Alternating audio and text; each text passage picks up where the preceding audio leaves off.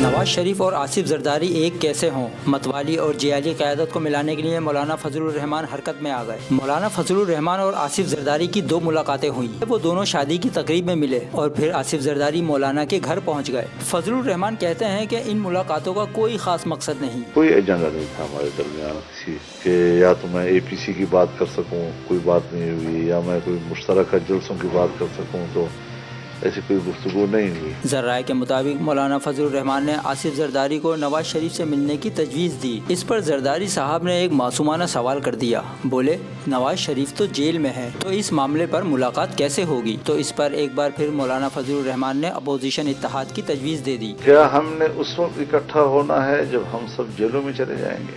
پھر ہم کہیں کہ اندلی مل کے کرے ہزاریاں، تو ہائے گل پکار میں چلاؤں وائے گل۔ کیا مولانا صاحب اس بار کامیاب ہوں گے یا ان کی اس بار بھی ساری کوششیں ناکام ہوں گی؟ اس سب کا ہم سب کو بے چینی سے انتظار ہے۔